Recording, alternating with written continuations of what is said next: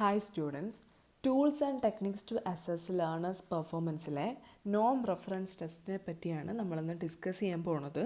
So what is Noam reference test?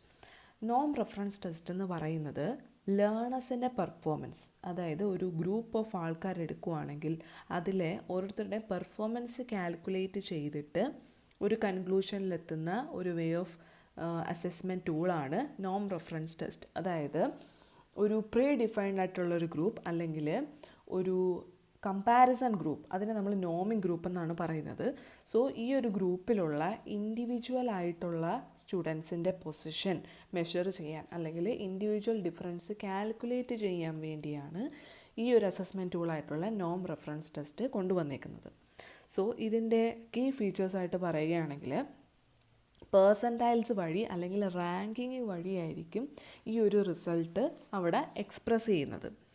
So പിന്നെ പറയുന്നത് different type of scores achieve ചെയ്യുന്ന students കാണും. അതായത് ഇപ്പം ഹൈ ആയിട്ട് പെർഫോം ചെയ്യുന്ന സ്റ്റുഡൻസ് കാണും, ലോ ആയിട്ട് പെർഫോം ചെയ്യുന്ന സ്റ്റുഡൻസ് കാണും, ആവറേജ് സ്റ്റുഡൻസ് കാണും. സോ ഇങ്ങനത്തെ ലെവൽ ഓഫ് സ്റ്റുഡൻസിൻ്റെ പെർഫോമൻസ് ഐഡൻറ്റിഫൈ ചെയ്തിട്ട് അതിനെ ഡിഫറൻഷ്യേറ്റ് ചെയ്യുന്ന അല്ലെങ്കിൽ കാൽക്കുലേറ്റ് ചെയ്യുന്ന ടൂളാണ് നോം റെഫറൻസ് ടെസ്റ്റ്. സോ ഇവിടെ കണ്ടൻറ്റിനെക്കാട്ടിലും സ്കിൽസിൻ്റെ ഏരിയയാണ് കുറച്ചും കൂടി സ്പെസിഫൈ ചെയ്ത് പറയുന്നത്. അതായത് ഒരു എക്സാമ്പിൾ വെച്ച് പറയുകയാണെങ്കിൽ PSC എക്സാംസ് കണ്ടക്ട് ചെയ്യുമല്ലോ നമുക്ക്. അപ്പോൾ PSC എക്സാംസിന് സ്പെസിഫൈഡ് ആയിട്ടുള്ള കട്ട് ഓഫ് മാർക്ക് കാണും. സോ ആ ഒരു കട്ട് ഓഫ് മാർക്കിൻ്റെ അകത്താണ് നമ്മുടെ മാർക്കെങ്കിൽ നമ്മൾ ആ ഒരു സർട്ടൻ ജോബിന് നമ്മൾ ക്വാളിഫൈ ആയിരിക്കും. സോ ഒരു എക്സാം നടത്തുമ്പോൾ അല്ലെങ്കിൽ ഒരു ടെസ്റ്റ് നടത്തുമ്പോൾ ആ ഒരു വേരിയേഷൻ ഉണ്ടല്ലോ സ്കോർ അച്ചീവ് ചെയ്യുന്ന സ്റ്റുഡൻസിൻ്റെ, ആ ഒരു വേരിയേഷൻ കാൽക്കുലേറ്റ് ചെയ്യാൻ വേണ്ടിയാണ് ഈ ഒരു അസസ്മെൻറ്റ് ടൂള് കൊണ്ടുവന്നിരിക്കുന്നത്. സോ ഇതിൻ്റെ പർപ്പസ് ആൻഡ് യൂസ് അടുത്ത് എന്താണെന്ന് നമുക്ക് നോക്കാം. അപ്പോൾ നേരത്തെ പറഞ്ഞ പോലെ ടോപ്പായിട്ടുള്ള പെർഫോമേഴ്സിനെയും ലോ ആയിട്ടുള്ള പെർഫോമൻസിനെയും ആ ഒരു സ്പെസിഫൈഡ് പ്രോഗ്രാമിന് അല്ലെങ്കിൽ ആ ഒരു കണ്ടക്ട് ചെയ്യുന്ന ഒരു എക്സാമിന് നമുക്ക് ഇവാലുവേറ്റ് ചെയ്യാൻ പറ്റുന്ന ഒരു ടൂളാണ് നോം റെഫറൻസ് ടെസ്റ്റ്. സോ ഈ ഒരു ടൂള് നമുക്ക് കോമ്പറ്റീറ്റീവ് എക്സാംസിനായിരിക്കും കൂടുതൽ യൂസ്ഫുൾ ആയിട്ടുള്ളത്. ദെൻ അതുപോലെ തന്നെ ആ ഒരു സ്പെസിഫൈഡ് കരിക്കുലം എത്രമാത്രം ഇഫക്റ്റീവായി അല്ലെങ്കിൽ ആ ഒരു ഇൻസ്ട്രക്ഷൻസൊക്കെ എത്രമാത്രം ആ ഒരു സ്പെസിഫൈഡ് ആയിട്ടുള്ള പ്രോഗ്രാമിന് വിലയിരുത്താൻ സാധിക്കും എന്ന് നമുക്ക് എക്സാമിൻ ചെയ്യാൻ പറ്റുന്ന ഒരു ടൂള് കൂടിയാണ് നോം അസസ്മെൻറ്റ് ടൂൾ. അടുത്തത് അതിൻ്റെ അഡ്വാൻറ്റേജസ് നോക്കാം. ഓക്കെ, അപ്പോൾ ആ ഒരു അലോട്ടഡ് ആയിട്ടുള്ള ഗ്രൂപ്പിൽ കമ്പാരിസൺ നമുക്ക് ആ ഒരു ക്ലിയർ ആയിട്ടുള്ള റാങ്കിങ് വഴി അല്ലെങ്കിൽ ആ ഒരു ടെസ്റ്റ് പ്രൊവൈഡ് ചെയ്യുന്ന വഴി നമുക്ക് ഇവാലുവേറ്റ് ചെയ്യാൻ പറ്റും. പിന്നെ ആക്യുറേറ്റ് ആയിട്ടുള്ളൊരു റാങ്കിങ് ആയിരിക്കും നമുക്ക് ഈ ഒരു എക്സാമിനേഷന് കൂടി കിട്ടുന്നത്.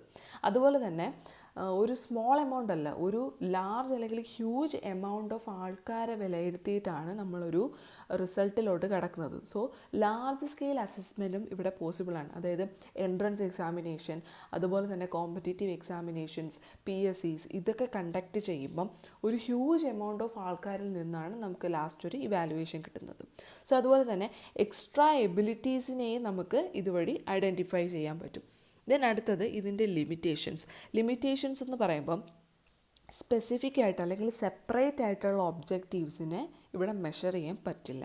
ദെൻ അടുത്തത് ഇൻഡിവിജ്വൽ ആയിട്ടുള്ള പ്രോഗ്രസ് നമുക്ക് കാൽക്കുലേറ്റ് ചെയ്യാൻ ഇവിടെ ബുദ്ധിമുട്ടാണ്. കാരണം ഒരു ഗ്രൂപ്പ് ഓഫ് ആൾക്കാരിൽ നിന്നും ഒരു ലാർജ് എമൗണ്ട് ഓഫ് ആൾക്കാർ എത്ര സ്കോർ ചെയ്തോ ആ ഒരു മാർക്കായിരിക്കും അവിടെ ഒരു പേഴ്സൻറ്റൈൽ എന്ന കണക്കിൽ ഇവാലുവേറ്റ് ചെയ്യുന്നത്. സോ അതുപോലെ ഇൻഡിവിജ്വൽ ആൾക്കാരുടെ ഇവാലുവേഷൻ പ്രൊസീജിയർ ഈ ഒരു നോം റെഫറൻസ് ടെസ്റ്റ് വഴി നമുക്ക് ചെയ്യാൻ പറ്റത്തില്ല.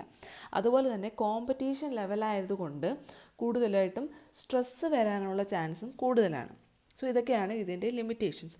അടുത്തത് എക്സാമ്പിൾസ് ആണ്. എക്സാമ്പിൾസ് എന്ന് പറയുന്നത് നമുക്ക് പല ടൈപ്പ് ഓഫ് എൻട്രൻസ് എക്സാമിനേഷൻ അല്ലെങ്കിൽ കോമ്പറ്റീറ്റീവ് എക്സാമിനേഷൻ നോം റെഫറൻസ് ടെസ്റ്റിന് എക്സാമ്പിൾസ് ആണ്.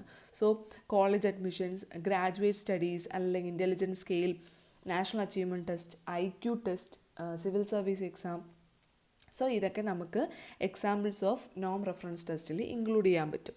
അടുത്തത് വെൻ ടു യൂസ്, എപ്പോഴൊക്കെ നമുക്ക് ഈ ഒരു അസസ്മെൻറ്റ് ടൂള് യൂസ് ചെയ്യാം. സോ അതിന് പറയുന്നത് കമ്പാരിസൺ ഇവാലുവേഷന് നമുക്ക് ഉപയോഗിക്കാൻ പറ്റുന്ന ഏറ്റവും ബെസ്റ്റ് ടൂളാണ് നോം റെഫറൻസ് ടെസ്റ്റ്. അതുപോലെ തന്നെ കോമ്പറ്റീറ്റീവ് സെലക്ഷൻസിനും നമുക്ക് ഈ ടൂള് ഇൻട്രൊഡ്യൂസ് ചെയ്യാൻ പറ്റും. ദെൻ പേഴ്സണൽ മെഷർമെൻറ്റ് മാത്രം നമുക്ക് ഈ ഒരു ടൂൾ വഴി ഇവാലുവേറ്റ് ചെയ്യാൻ പറ്റത്തില്ല. സോ ഇങ്ങനെയൊക്കെയാണ് എങ്ങനെ ഒരു നോം റെഫറൻസ് ടെസ്റ്റ് നമുക്ക് യൂസ് ചെയ്യാമെന്ന് പറയുന്നത്. അടുത്തത് കൺക്ലൂഷനിൽ പറയുന്നത് നോം റെഫറൻസ് ടെസ്റ്റ് എന്ന് പറയുന്നത് കമ്പാരിവേറ്റീവ് ഇവാലുവേഷനാണ്. അവിടെ ഒരു കമ്പാരിസൺ അല്ലെങ്കിൽ മെഷർമെൻറ്റ് വഴിയാണ് ആ ഒരു ടെസ്റ്റ് നമുക്ക് ഇവാലുവേറ്റ് ചെയ്യാൻ പറ്റുന്നത്. റാങ്കിങ് വഴി അല്ലെങ്കിൽ കോമ്പറ്റീഷൻ വഴിയൊക്കെയാണ് നമ്മളൊരു കൺക്ലൂഷനിലോട്ട് എത്തുന്നത്. ദെൻ അടുത്തത് for individual growth tracking criterion reference test are more suitable. So ഒരു ഗ്രൂപ്പ് ഓഫ് അല്ലെങ്കിൽ പ്രീ ഡിഫൈൻഡ് ഗ്രൂപ്പിലുള്ള ആൾക്കാരുടെ ഇവാലുവേറ്റ് ചെയ്യുകയാണെങ്കിൽ ഇൻഡിവിജ്വൽ വേ ഓഫ് ഗ്രോത്ത് ട്രാക്കിങ്ങിന് നമുക്ക് കുറച്ചും കൂടി യൂസ്ഫുൾ ആയിട്ട് ഉപയോഗിക്കാൻ പറ്റുന്നത് ക്രൈറ്റീരിയൻ റെഫറൻസ് ടെസ്റ്റാണ് ഇവിടെ മോർ സ്യൂട്ടബിൾ എന്ന് പറയുന്നത്. സോ ഇതാണ് നോം റെഫറൻസ് ടെസ്റ്റ്. നോം റെഫറൻസ് ടെസ്റ്റ് എന്ന് പറയുന്നത് ഒരു ലേണേഴ്സിൻ്റെ പെർഫോമൻസ് നമുക്ക് ഒരു അസസ്മെൻറ്റ് ടൂൾ വഴി കണ്ടുപിടിക്കാൻ സാധിക്കുന്ന ഒരു അസസ്മെൻറ്റ് ടൂളാണ് നോം റെഫറൻസ് ടെസ്റ്റ്.